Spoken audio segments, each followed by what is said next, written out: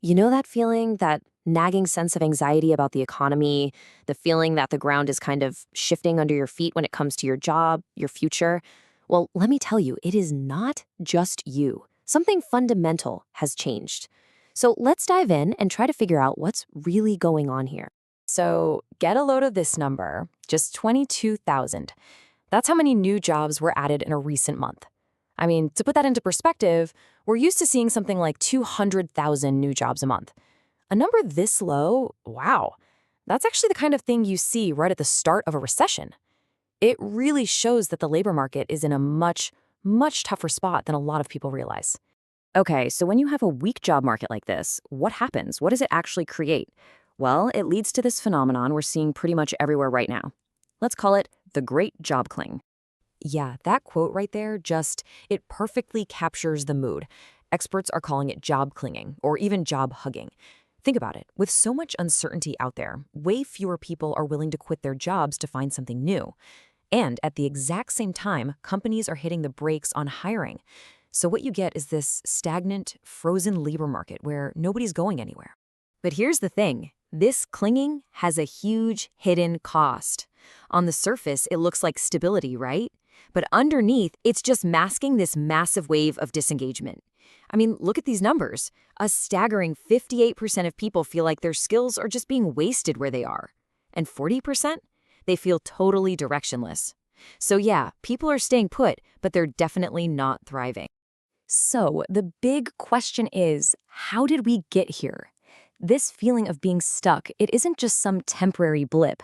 No, it's the result of a much, much bigger story. A kind of promise that was made to our parents and grandparents that just doesn't hold true anymore. So to really understand what's happening today, we've got to go back. All right, let's talk about the world our parents or grandparents walked into. For the baby boomers, the whole path to a secure retirement, it looked completely different. And it was all built on one simple, really powerful idea. Economists have a name for it, the three-legged stool. And the idea was simple. Your retirement was supposed to be propped up by three strong pillars. You had Social Security as your base, then you had a pension that was actually guaranteed by your employer, and finally, you had your own personal savings. It was a whole system designed for stability, with real institutional support. And here's the really crucial point. For boomers who were just starting their careers, this wasn't some dream, it was the standard. It was just how things worked. The 401k, that thing that pretty much defines retirement for us today, it didn't even exist for most people back then. All the risk? It was on the employer, not on you. But, well, as we all know, that system didn't last. That sturdy stool, one by one, the legs started to crack, and then they just broke. I mean, the collapse of the pension system it's stark. Just look at this change. Back in 1989, a clear majority, 63% of full-time workers had a pension.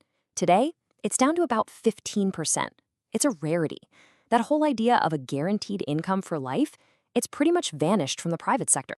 And what that's done is create a completely different reality for younger generations. I mean, look at this. On one side, you've got the boomer plan, supported by a solid pension and home equity. Then, on the other side, well, that's our plan. The pension is gone, replaced by a 401k that we have to fund ourselves. Social Security is a big question mark. And instead of building equity, a lot of us are starting out saddled with student loan debt. The entire risk, it's been shifted from the company directly onto our shoulders. And the psychological toll of this shift, it's immense. This number really says it all. 64% of Americans are now more worried about running out of money in retirement than they are about actually dying. Let that sink in for a second. That is a staggering level of anxiety that's just baked right into our economic system now. So when we're faced with this completely broken system, what's the solution we always hear? You know the one. It's simple, right? Just work longer. But as we're about to see, that whole solution, it's built on some seriously shaky ground. Okay, first, let's just look at Social Security. It's the one leg of the old stool that's still kind of standing, even if it's really wobbly. Back in the 60s, for every one person collecting benefits, you had about 5 workers paying into the system. Made sense. Today, that ratio is down to 3 workers for every retiree. And pretty soon, it's going to be just 2. That demographic pressure is exactly why the system is staring down insolvency in less than 10 years.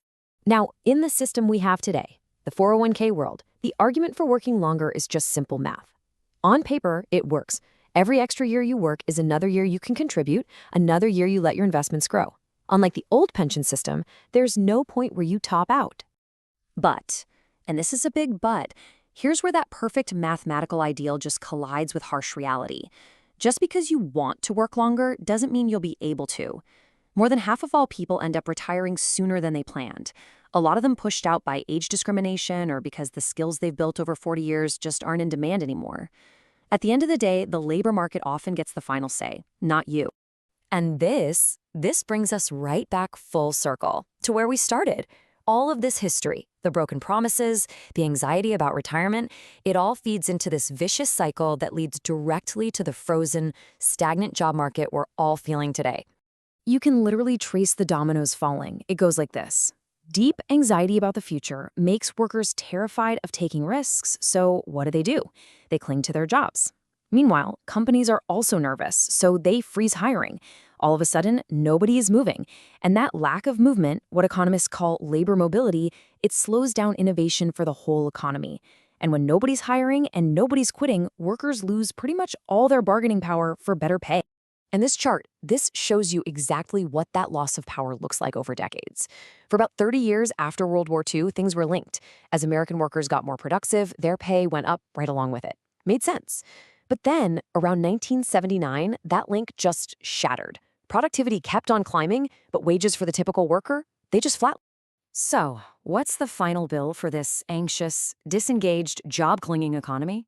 Well, globally, the estimate is a mind-boggling $9.6 trillion in lost productivity. Every single year. To put that in perspective, that's about 9% of the entire world's GDP. Just gone. Poop.